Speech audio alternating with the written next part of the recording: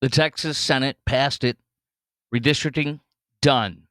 5 more seats leaning Republican, constitutionally done. I was listening to Mark Levin this afternoon on Fox News with Senator Ted Cruz, and I already knew this. I've shared this with you. Even after the Texas redistricting, the spread on how many people vote Republican and Democrat in the last presidential election versus how many representatives they have for Republican versus Democrat, it's shocking. California has now. I'm going to just tell you: California, Connecticut, Massachusetts, New York, Illinois. They all have between 25 and 35% disparity between how many Republicans voted Trump in the last election versus how many Republicans are elected percentage-wise in the state. It's shocking. And with Texas doing the redistricting, we still have a better representation of Democrats who voted in the last election in Texas versus Democrats represented in Congress. We still have better numbers after the redistricting than California, Massachusetts, Illinois, New York, Connecticut. There's about 8 different states, at least, that are there. So, and guess what else, too? If Gavin Newsom shoves this through, which it very well may go through in California, then we will retaliate, whether it be in Texas. And here's the thing: when the game's over with, when everybody is done doing as much redistricting as they've done, because of the fact that Democrats have gerrymandered so much, they cannot out gerrymander us. Period. If they want to continue this, we will end up 20 seats in Congress. That is exactly right, because we have not played their game, and they have played that game ad infinitum. Barack Hussein Obama was saying that he agreed with Gavin Newsom doing this. He was patting him on the back on social media. Barack Hussein Obama had his own district gerrymandered so that he could run. I'm not kidding you. Isn't that wild? So it's just amazing. Now, also wanted to get on the raid on Jeff Bolton's house. I'm sorry, John Bolton, the former ambassador to, what was he, to the UN or head of intelligence, I think it was. I can't remember which one it was. It was intelligence. The point is, former Trump administration official John Bolton, who flipped on Trump, was fired and then took and wrote a tell-all book. By the way, I heard about this in depth more, again, from Levin and his analysis and reports. I did not know this about Bolton and in the first Trump administration. He was writing a book. Right after he got fired, he was writing a book, and he used intelligence that he gathered in his position for the book. A lot of people don't write books unless they have something to say, and it's going to be, made a lot of money from it, for example, by Trump and attacking Trump since you were just on his administration. Here's the thing they found out, and he read the documents from the court hearing. He was working with the Trump administration, not even with Trump, with the intelligence officials with the Trump administration on this always happens. You've heard of it. We all know how this works. They go to the intelligence agencies and they say, "Can I write this? Can I write this? Here's my manuscript," because they have to approve it because he worked in extraordinarily highly classified documents. What ended up happening was going back and forth, and that wasn't bad, but it was going back and forth. And then the last time the ball was going back and forth between officials with the intelligence world and John Bolton, what happened was they said they didn't approve anything. They were still going back and forth, and they said, "We got to get back to you. There's still a lot of stuff in here we need to look at." And John Bolton, after going back and forth several times, it was not approved, just went and published it. Big mistake. The intelligence agency review showed that there was a bunch of stuff in there that was never approved and never should have been in there. They took him to court. The judge ruled in his decision. He said, and Levin read the document. It was shocking. He said that he basically said this was the worst possible thing you could possibly do. This was a horrible thing he did. He totally condemned what John Bolton did. Then the investigation ensued whether or not he violated by dumping classified information publicly and whether he had access. Oh, the other thing was he had allegedly had leaked intelligence information to an in-law. I think he emailed it or something like that with the accusation. So the Justice Department began investigating this. You can't do this stuff. And so it was an investigation that was going on. Trump lost, if you want to say that, whatever. And then Biden took over, and the Biden administration immediately dropped it and said it was with prejudice, meaning when you dismiss something with prejudice, it can't be reopened again. But not necessarily true at all. The statute of limitations on this is 10 years, and he's going to be in some big trouble. Doesn't mean they got him, but he's going to be in some big trouble. The raid was absolutely, and by the way, he wasn't arrested. He wasn't frog marched anywhere. The raid was done to gather information, intelligence, etc., and then to review it and then to possibly prosecute. But he got a warrant from two separate judges. The Trump administration, the DOJ got 2 warrants signed off by judges. So this is not some political hit piece. There was a warrant. There was an application for a warrant. 2 separate things were approved by judges. Number 2, let's go to all the people that live in John Bolton's neighborhood. All the people who predominantly live in D.C., which is why, D.C. and the metropolitan area, which is, Virginia, what do you call it, Maryland, etc., or in the wealthy enclaves of D.C.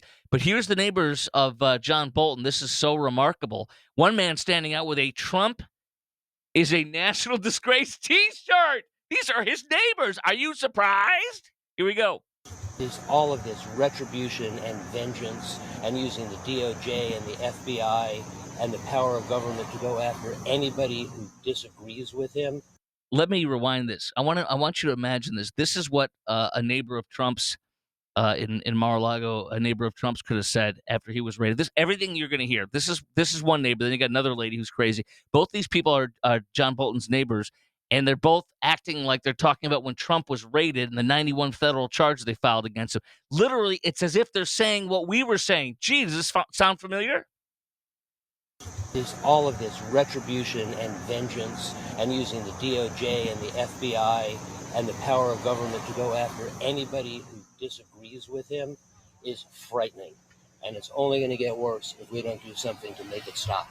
And it scares the crap out of me. Yeah, it did too with me with Joe Biden. Only these charges, there's no charges. If there are charges, these charges will stick because Trump doesn't do, and it looks like he's doing a retribution, but if they have something, they'll charge him. If they do, it'll go to court and it'll win if it's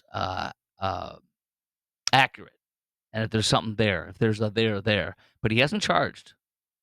Isn't that funny, though? They're saying the exact same thing that they should have said about Trump and what happened to him. Here's another neighbor. It's disruptive. It's ridiculous. Obviously, it's to persecute an enemy. Obviously, it's persecution. There can't be any legitimacy to this. None whatsoever. I can't believe the FBI is being so politicized. However, the FBI is being politicized. We have an insurance policy against Trump. We'll lie on a federal warrant. Oh, let's have a meeting that Obama instigates that we take the entire intelligence assessment and blow it up and make a fake one, and then we put it out there. Let's lie about a laptop at all. It goes on and on and on. It's just so these people are so far gone. I will say, if he would have testified in the first impeachment hearing, maybe we wouldn't be here. So there's a little bit of karma also.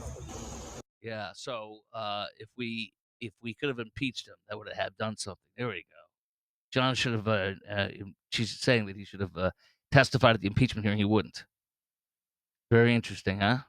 He wouldn't because then I think he would have been under oath, and then people on our side could have asked him about the intelligence leaks. I don't know why they would have exposed him, I believe. Now, let's shift gears to Kilmar! Kilmar! Kilmar! Are they sending you away again? Yes. By the time you watch this, Kilmar will be in the custody of ICE being deported to Uganda. Click, click, click. I love this. And Uganda's like, we are a welcoming country. They offered him a deal. They said, you can plead guilty to human smuggling, which his boss said he was human smuggling. He was in a human smuggling car, according to ICE. His boss was in jail for human smuggling, and when he gave information that said, yes, he was moving people for me, it was obvious. The state trooper that pulled him over on the body cam said, you know what this is, to his fellow state trooper. He goes, this is human smuggling.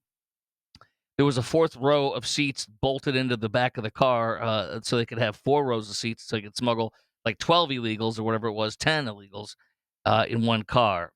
And we know the story. They had no luggage. They were coming up from the border, and oh yeah, they're going to do construction with no tools, with no IDs, with no luggage. It was all a lie, and we all know that.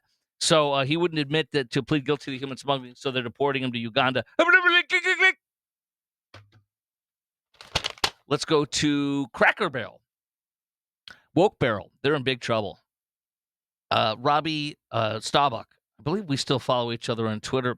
Robbie Starbuck, a well-known director and conservative out of Tennessee now. He moved to Tennessee several years ago. He is outing one of Cracker Barrel's or Woke Barrel's board of directors is a massive DEI guy, according to his reports and according to what apparently is on the website for Cracker Barrel, aka Woke Barrel. This man named Gilbert Davila joined the board in 2020. Is among one of its top individual shareholders. He's owned, according to Starbucks, he says he's owned a DEI consulting and strategy firm for over 15 years that focuses on pushing DEI and DEI advertising. Yeah. His biography page on Cracker Barrel's website, Fox News says, describes the firm as a leading multicultural marketing, diversity, inclusion, and strategy firm in the United States. Inclusion. Oh, yes. Inclusion. Oh, inclusion. Yes. Are you feeling tingly? I am. Inclusion. It's all the inclusion. All right. Thank you very much. As Zelensky, thank you very much. Thank you very much. Now, what else? Starbucks says the company has been active in LGBTQ pride celebration and events, aggressively employed DEI policies and hiring. Also, one of the people responsible for but this guy that he's outing in the board also was responsible for DEI at Disney. He apparently worked there, serving as the vice president of global diversity and multicultural marketing development. Now you know why Cracker Barrel has become Woke Barrel and why you shouldn't support him or give him a dime. There's a great meme I shared on my Twitter page. You should check it out and share my Twitter feed, of course, at Chris Crock Show. That's at Chris Crock Show, CHRASKR. It's got Cracker Barrel logo walking next to a Bud Light logo, and they're holding hands walking into the sunset. That's exactly what's going on. Okay, what else do I have for you? The truck driver, the illegal migrant who was given illegally a CDL license from Washington State and, of course, Governor Gavin Newsom's state of California. The migrant, now over 2.5 million people have signed a petition to show leniency towards this Indian illegal.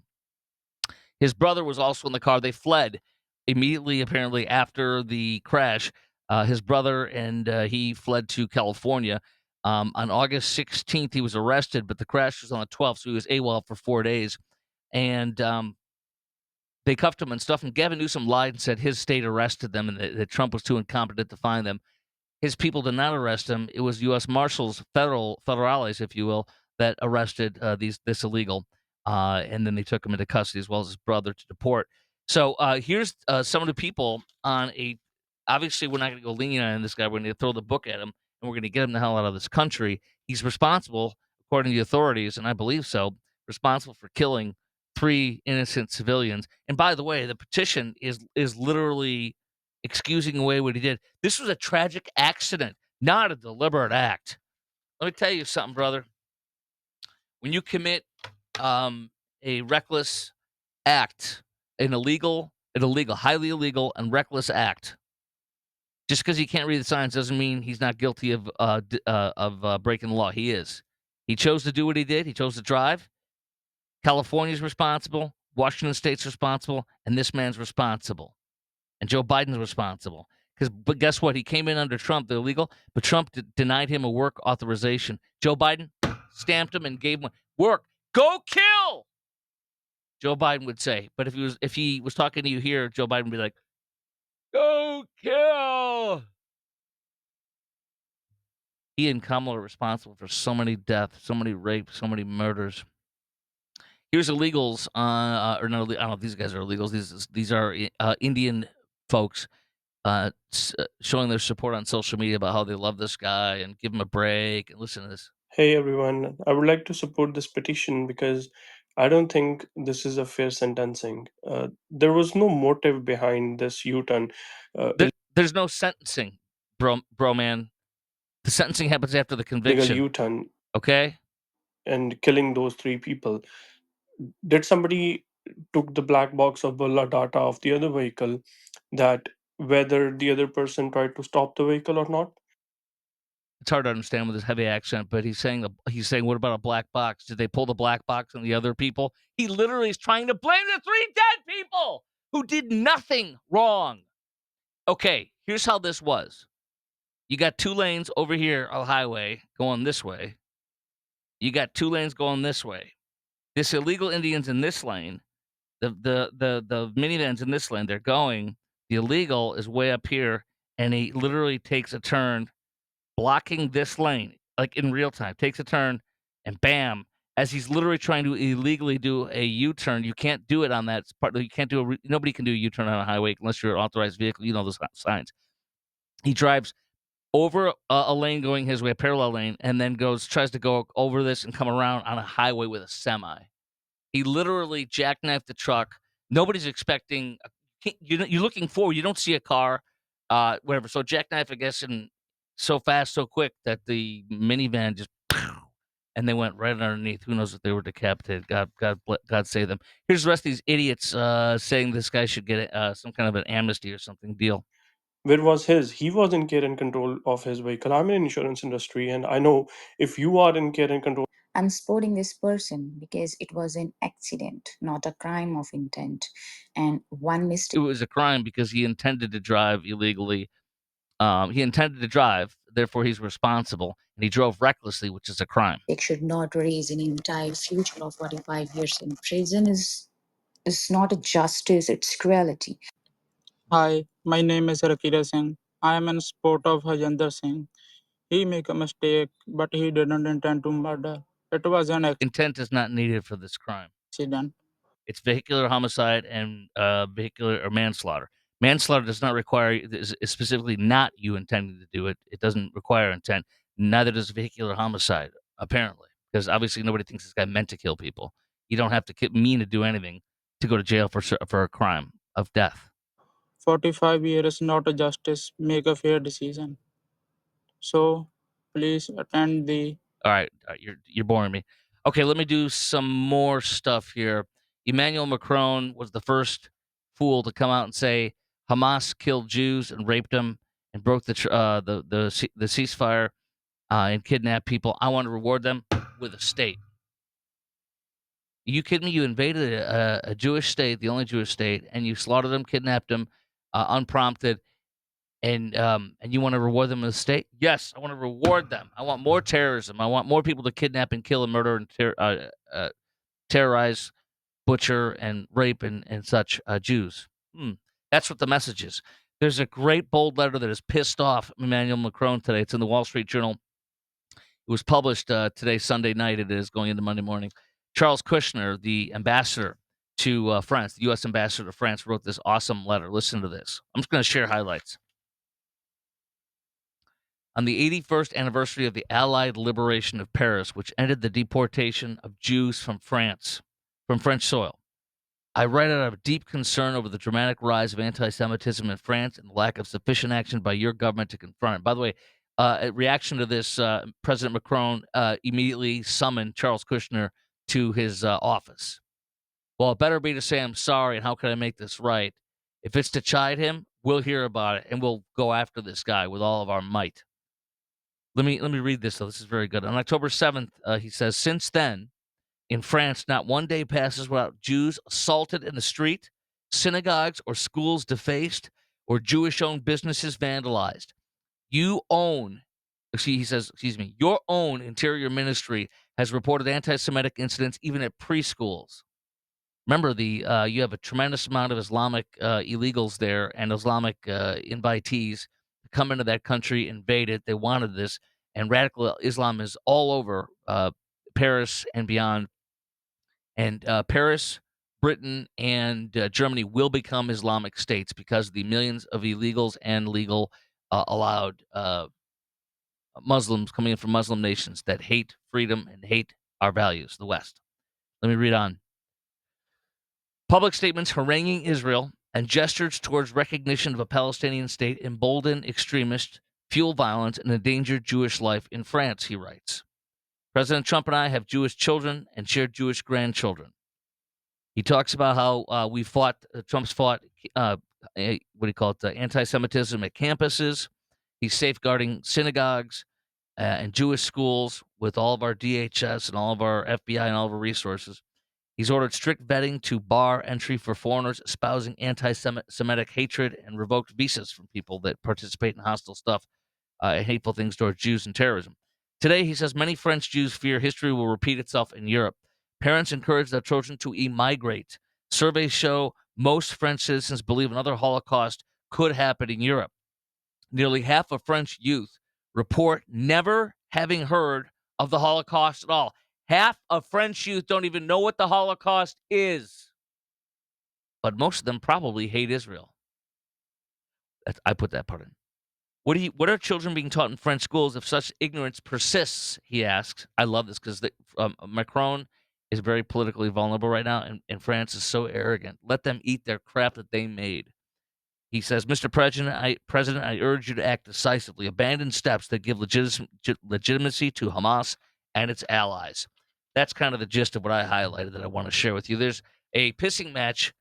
By the way, D.C. has now gone 10 days without a homicide. 10 days without a homicide. And for that, the left is attacking Trump. We want more homicides.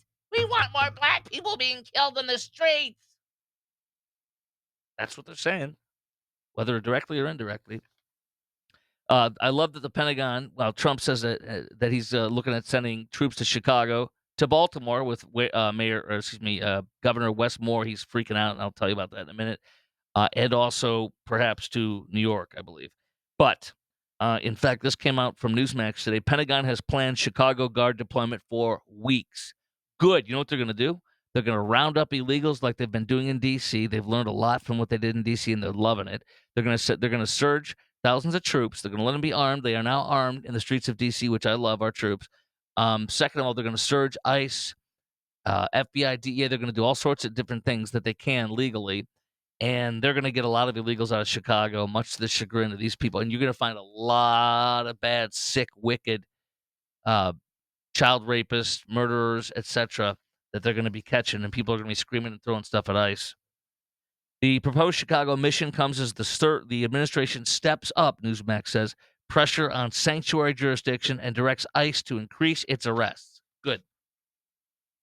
Meanwhile, Governor Wes Moore and Trump are going back and forth, but Trump just is schooling him. Wes Moore's like, I invite you to come to the streets of Baltimore, walk the streets with me. He's invoking some BLM thing that the mayor of Baltimore did, or the former governor of Maryland did during St. George Floyd. Blessed be his name, after he died in the custody of Minneapolis police while because of a drug overdose. Anyways, after that happened, there was a walk the streets thing for BLM. Garbage. So Wes Moore's like, I urge you to come walk the streets with me, Trump. Trump went nuts on this. This is so great. Listen to this. He says, if Wes Moore needs help like Gavin Newsom did in L.A., I will send the troops, which is being done in nearby D.C., and quickly cleaning up the crime. After 1 week, there's no crime and no murder in D.C. When it's like that in Baltimore, I will proudly walk the streets. P.S. Baltimore is ranked the 4th worst city in the nation in crime and murder. Stop talking and get to work, Wes. I'll see you then. I'll then see you on the streets. Also, he says, I gave Wes Moore a lot of money to fix his demolished bridge. I will now have to rethink that decision, ? Thank you for your attention to this matter. Make America great again. President TJT. I love this guy. I love this man. In a follow-up post, Trump said this. This is awesome. This is what he does. I love this.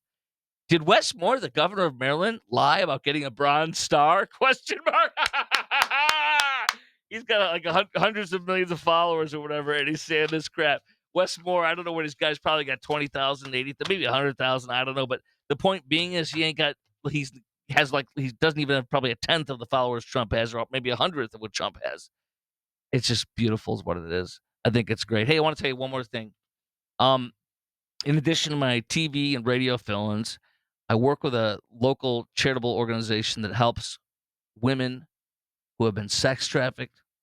I'm serious about this, who have been sex trafficked, who are victims of sexual assault, and helping women come out of incarceration to have the confidence to actually ask a judge to get their children back.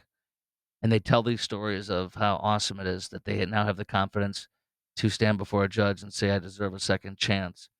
Can you imagine what it's like coming out of sex trafficking and being mad at the world, self medicating with drugs? How do you learn to be free? How do you learn to be free and thrive? And so I work with this awesome Christian ministry. It's a 501c3, and we do North Texas Giving Day.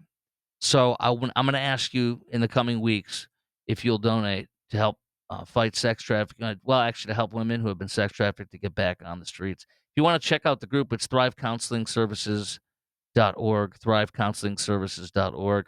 But I'll be giving you some simple stuff, like a where you can text if you want to donate for it for North Texas Giving Day. Early giving starts August 28th. But I'm extraordinarily proud to be helping to fight sex trafficking or to heal women of victims of sex trafficking and sexual assault and help bring women back with their families, to have a job, to have a roof over their head, and to be able to thrive.